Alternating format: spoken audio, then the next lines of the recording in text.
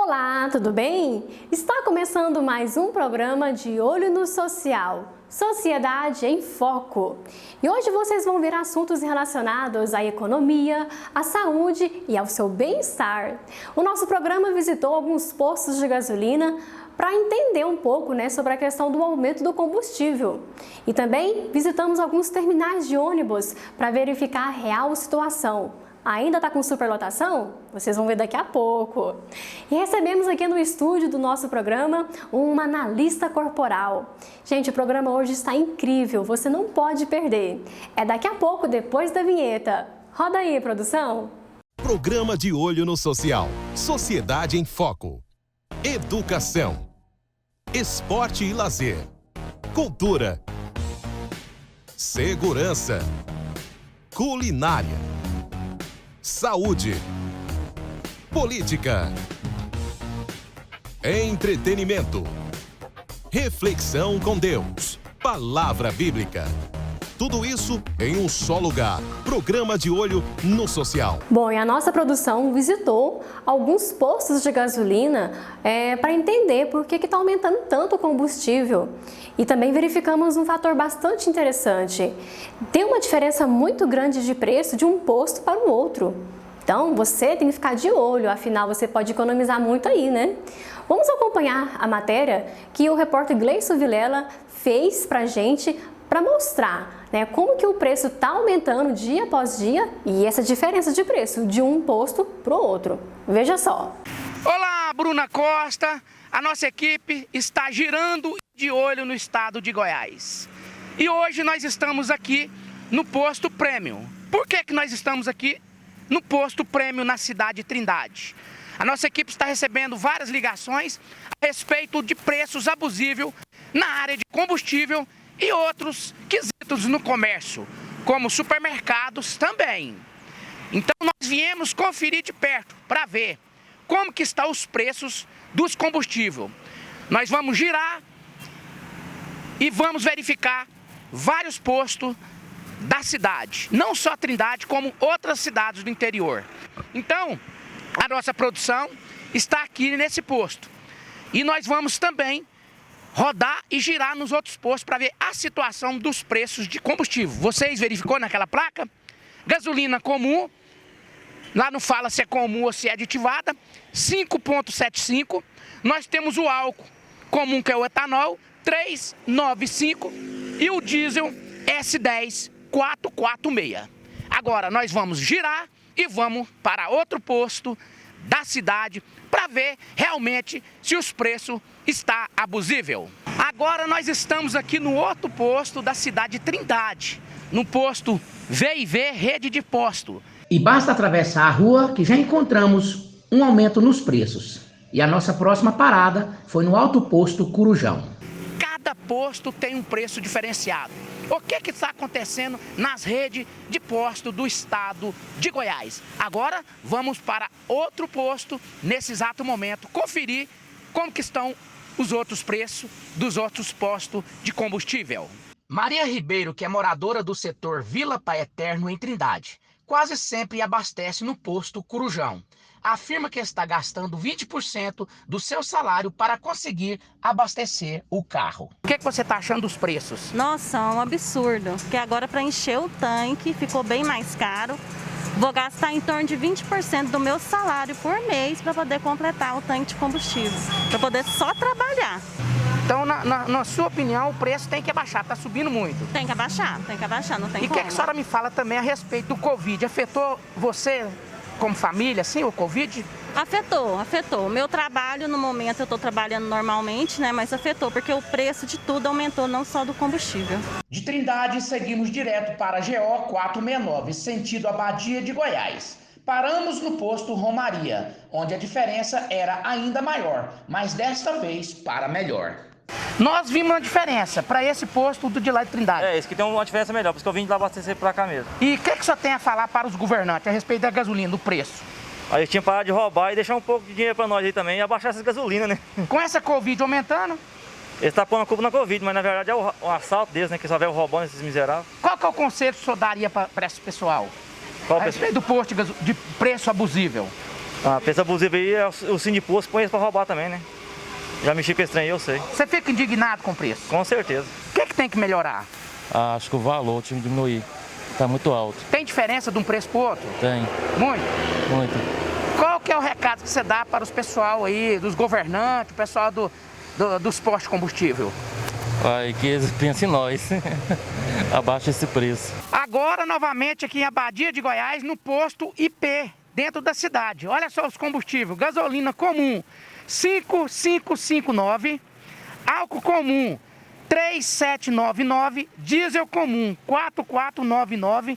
Diesel S10, 4,549. A diferença de preço é muito grande. O que está acontecendo nesses postos de gasolina? Que de uma cidade para outra, de um posto para outra, o preço está muito diferenciado. Fica essa pergunta para vocês que estão aí. Programa de Olho no Social. Sociedade em Foco. Já não basta o preço que não para de subir, né? Ainda essa grande diferença é complicado. Então, vamos ter mais atenção. A nossa equipe, né, visitou também alguns terminais de ônibus para mostrar como que anda a realidade. Semana passada nós mostramos o terminal Veracruz e do terminal Padre Pelágio e prometemos visitar outros terminais. Então nós fomos no terminal Praça A e no terminal da Bíblia para mostrar a realidade. E o que nós encontramos? Ônibus lotados e nenhuma atuação dos fiscais, pelo menos até o momento que a nossa equipe estava lá. A gente verificou a real situação na Praça A e no terminal da Bíblia. E o nosso repórter Gleice Vilela fez questão de entrar dentro do ônibus para mostrar para vocês como que é a realidade. Acompanha como que foi essa matéria. A Prefeitura de Goiânia informou intensificar a fiscalização nos terminais a partir do dia 8 de março, em parceria com a Guarda Civil Metropolitana e Polícia Militar, com o objetivo de cumprir o decreto número 1757, que estabelece medidas para conter o avanço da pandemia do coronavírus. A Companhia Metropolitana de Transportes Coletivos pretende colaborar operando com frota máxima de 1.100 ônibus, com mais 110 da reserva técnica e 164 ônibus que eram para locação. A nossa equipe foi em alguns terminais no final do expediente para verificar se a fiscalização estava acontecendo e se as aglomerações diminuíram dentro dos ônibus. Veja como foi. E a nossa equipe veio visitar alguns terminais de ônibus essa semana. Passamos no terminal Praça A e no terminal da Bíblia, onde estamos nesse exato momento. No terminal Praça A, nós encontramos uma situação um pouco caótica. Bastante aglomerações de pessoas nas plataformas e os ônibus ainda lotados. Lembrando que o comércio ainda não voltou a funcionar essa semana. E aqui no terminal Praça da Bíblia, a mesma situação. As plataformas também continuam lotadas e os ônibus também estão cheios. Detalhe, nós começamos essa reportagem por volta de 6h30 da tarde. 6h30, agora já são 7 horas. Até esse exato momento, não vimos nenhum fiscal atuando aqui nos terminais. Vamos ver como que vai ser a atuação dele nos próximos dias, mas pelo menos hoje, que a nossa equipe esteve aqui, nesse horário, não tem nenhum fiscal atuando aqui nos terminais. E o nosso repórter, Gleice Vilela, acompanhou de perto, entrou dentro do ônibus aqui no terminal da Bíblia para ver como que está a real situação dos passageiros, né? Afinal, dentro do ônibus que a gente tem que ver como que está ali a lotação, a aglomeração das pessoas.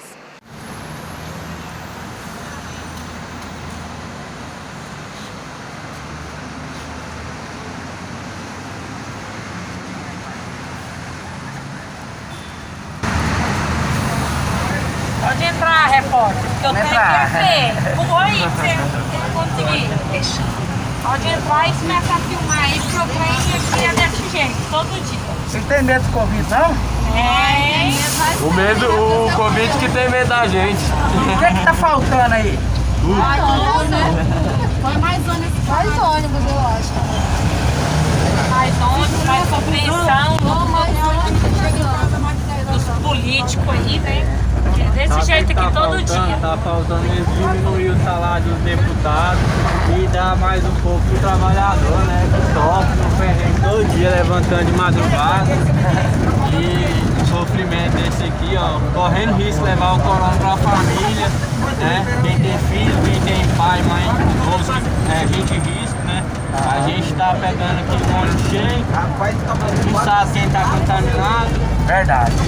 E só de você estar pegando, não tem nesse aqui, você pode estar Tem nada, né? Ninguém tá higienizando, fazendo nada, né? Ninguém faz nada. Tá feio, hein? Obrigado, vocês.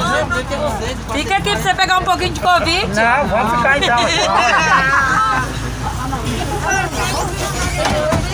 Vou mais um pouco, vocês. Fica aqui pra você pegar um pouquinho de Covid com nós. Qual que é a sua indignação? As pessoas não fazem nada, né? Tá vendo o que tá acontecendo e não faz nada. Não faz nada. E vocês correndo risco. Isso. Autoridade cega. Cega.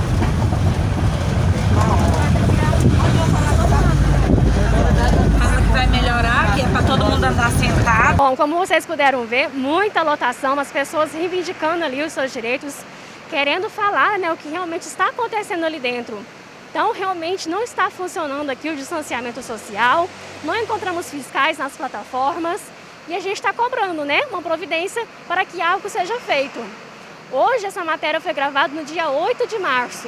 Nesse dia, não encontramos nenhum fiscal atuando nos terminais da Bíblia e no terminal Praça A. Então, fica o nosso questionamento, né? Até que dia que os fiscais vão estar realmente atuando aí? Em todo o período, porque a gente chegou nos terminais, era 6h30 da tarde, era o horário de pico, era para ter os fiscais ali atuando nesse horário, e não tinha. Bom, pessoal, vamos agora falar de coisas boas, não é verdade? Vamos emanar energias positivas, vamos conhecer um pouquinho mais sobre a gente, vamos fazer um autoconhecimento, que isso é muito importante para o nosso dia a dia. E para a nossa vida, não só para os dias atuais, mas para o resto da vida. Você já pensou em algum dia fazer uma análise corporal? Você sabe, né? Você sabe pelo menos o que é uma análise corporal? Para que ela serve? Então, nós convidamos para vir aqui no estúdio do programa De Olho no Social, uma analista corporal. E veja como que foi sensacional essa entrevista. Roda aí, produção! Programa De Olho no Social. Sociedade em Foco. Já pensou ir a um consultório e ali conseguir solucionar todos os traumas emocionais que carrega durante toda a sua vida? E se eu te falar que isso é possível sim, a analista corporal Juscelane Alves explica o que é e para que serve essa técnica. Sim, a análise corporal, como eu falei, é uma técnica que nós utilizamos, um estudo que é inclusive cientificamente comprovado, né? A análise corporal te permite fazer um escaneamento emocional de uma pessoa. Isso através do quê? Do formato do corpo. Essa análise ela é feita minuciosamente a gente verifica traços como o olho, né, o formato da cabeça, do tronco, dos membros. Então, assim, o formato do bumbum, por exemplo. Então, uma análise bem minuciosa, né, do formato mesmo do corpo da pessoa, que nos permite identificar dores, né, traumas que ela teve na infância e que ela carrega para a vida toda, que vai estar atrapalhando ela na vida adulta. Juscelane Alves esclarece os 5 traços que são avaliados em uma análise corporal. Nós, quando criança, do 0 até os 7 anos de idade, até o primeiro setênio, nós passamos por 5 sensações básicas, que são as emoções que vão nos traumatizar. Aí a intensidade desse trauma é que vai fixar o corpo que nós temos hoje, vai modelar o corpo que nós temos hoje. Por exemplo, são 5 traços, Bruna, não posso esquecer, né, de falar, e até lembrar o nosso telespectador que eles não podem fazer julgamentos. As nomenclaturas que eu vou citar aqui, são 5, elas foram tiradas do livro, né, foi realmente tirada da biografia original, só que são nomes feios e até que as pessoas julgam como sendo psicopatologias, né? E não são, tá? Por exemplo, esquizoide, né, que é o primeiro traço de caráter, que é de uma pessoa muito magra. Você conhece, ou tem um filho, por exemplo, ou você é muito magra, com a cabeça mais alongada, olhos maiores, normalmente usa óculos, e tem um corpo muito esguio, um corpo muito magro, com as articulações, né? Por exemplo, ombros muito pontudos, joelhos muito pontudos, que aparecem muito, né? Então, assim, se você tiver o formato de corpo, esse formato de corpo, você tem o que nós chamamos de caráter esquizoide, tá? Tá, mas o que é isso? Esse tipo de caráter, foi quem criou, foi quem passou, foi a criança que passou pelo trauma da rejeição. E quando foi que aconteceu? Lá no útero da mãe. Foi quando a criança teve a sensação de que se ela mexesse muito, ou por algum motivo ela estava incomodando, então ela não podia existir. Né? Uma gestante, Bruna, por exemplo, você está grávida, de repente você sofre uma queda. Ou uma agressão do marido, por exemplo. E isso vai fazer com que o seu bebê, lá dentro do útero, se contraia. Por quê? Porque o útero vai ter uma perda ali de oxigenação e vai contrair. Né? Ele não vai estar agradável para aquele feto. Então, neste momento, que é desde a concepção, a gente pensa que não é possível, né? Desde a concepção até 1 mês de idade, a criança vai passar por esse trauma, que é da rejeição, né? A analista fala sobre o segundo traço, que é o oral. O oral, ele vai desenvolver esse trauma de 1 ano a 2 anos de idade, que é na fase da amamentação. E tem 2 tipos de orais. Tem o oral do excesso, que são realmente as pessoas que desenvolvem um corpo bem mais gordinho, né? Bem mais cheinho. E tem o oral da falta. Mas todos os 2 tiveram a mesma sensação básica emocional, que foi do abandono. Por quê? O oral do excesso, quando a mãe quando a mãe via a criança chorando, às vezes ela não estava chorando porque estava com fome, Bruna. E isso, infelizmente, as mães, como não têm conhecimento, a maioria é mãe de primeira viagem, algumas, quando são mães de primeira viagem, não tem esse conhecimento. E aí, quando a criança chora, o que a mãe dá? Peito.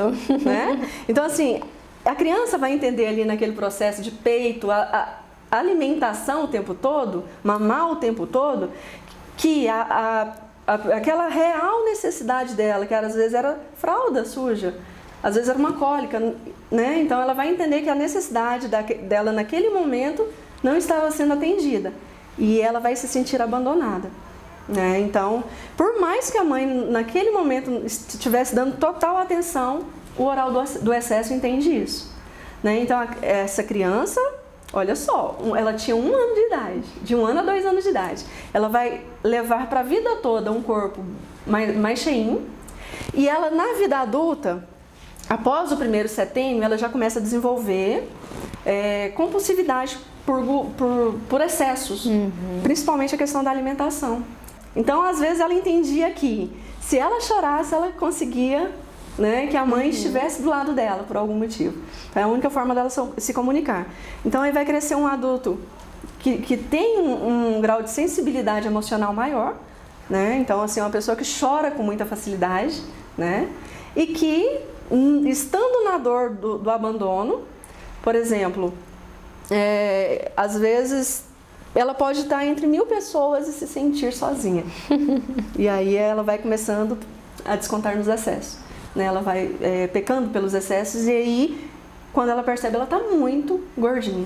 O terceiro traço de caráter é o que nós chamamos de psicopata. É onde eu peço para as pessoas não utilizarem julgamento, né, de cunho moral, social, porque não tem a ver com aquele psicopata que a gente vê na TV. Né? Isso realmente advém lá da biografia de Reich. O psicopata, ele vai se formar, o traço de psicopata, ele é o traço de uma pessoa mais triangular. Se você olhar em uma pessoa e ela tiver o rosto um pouco mais piramidal, né, mais triangular, e o corpo também, é lógico que numa análise corporal a gente vai fazer isso de forma muito detalhada. E é importante lembrar, Bruna, antes de eu começar nesse traço, que nós carregamos os 5 traços. Então, assim, eu vou ser 100% esquizoide ou 100% oral? Não.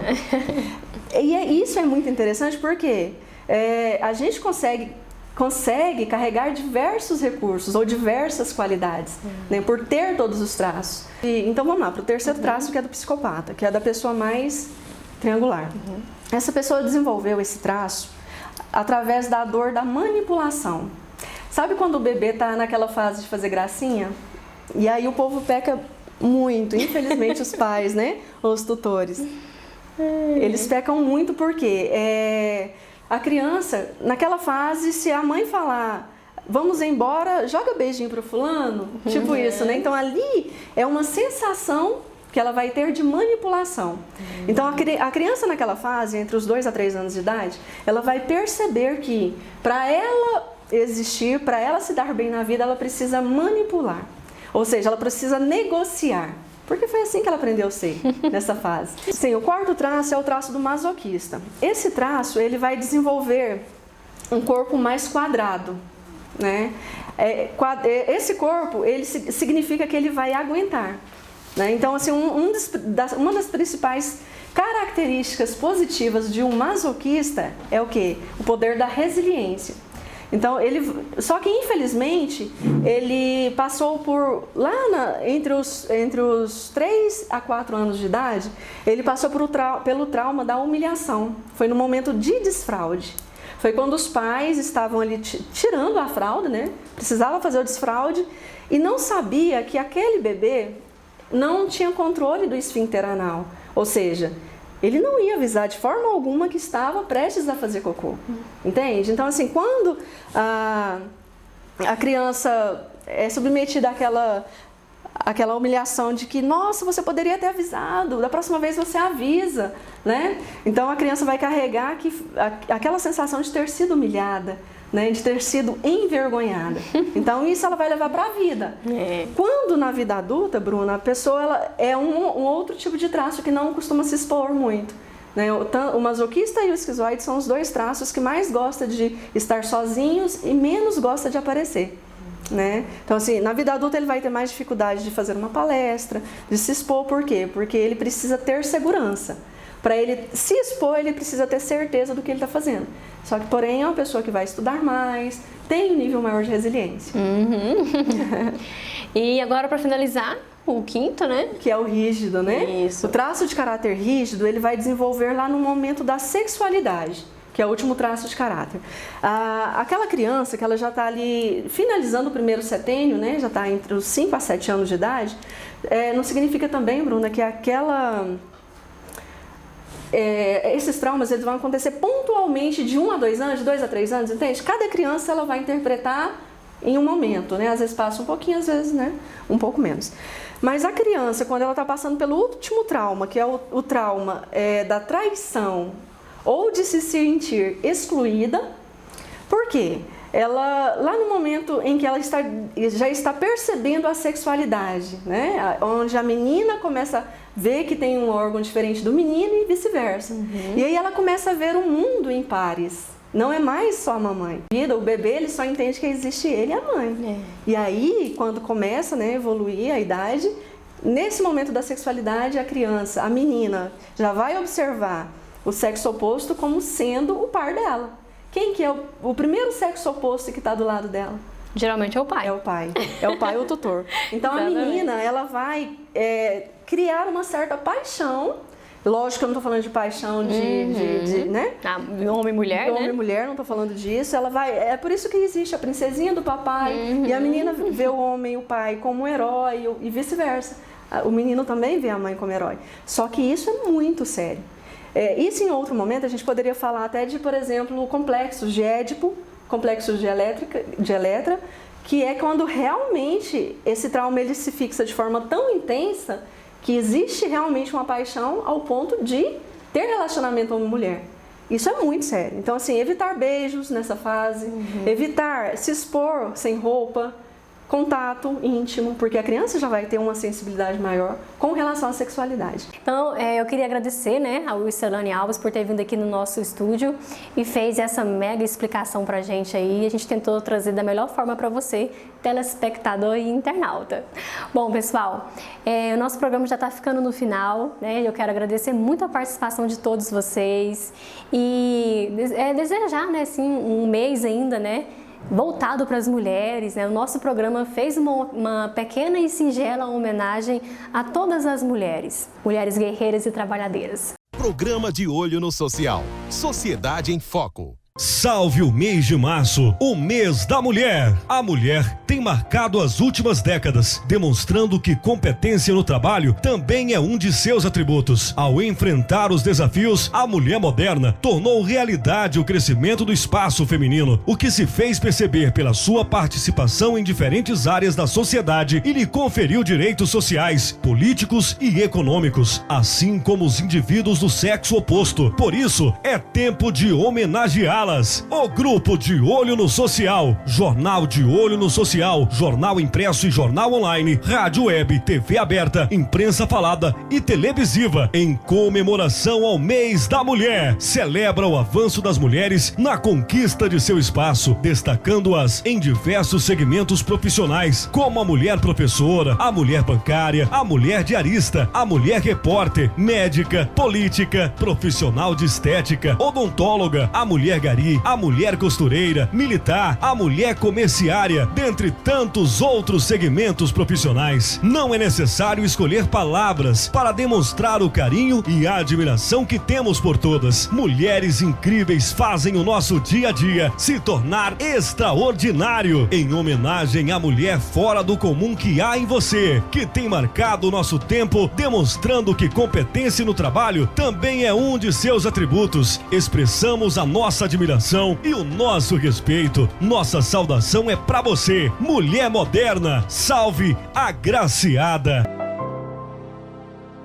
E antes de finalizar, gostaria, né, de convidar você para participar aqui do nosso programa, ser o nosso parceiro aqui pelo nosso Facebook, Instagram, pela rádio online, aqui no canal 32.1 na TV Capital. E vamos compartilhar o seu dia a dia com a gente também. Manda sugestão de pauta aí também. O nosso telefone está aqui na telinha, tá bom? Um grande beijo para todos vocês e até a próxima semana. Tchau, pessoal! Programa de Olho no Social. Sociedade em Foco. Educação. Esporte e lazer. Cultura. Segurança. Culinária. Saúde. Política. Entretenimento. Reflexão com Deus. Palavra bíblica. Tudo isso em um só lugar. Programa de Olho no Social.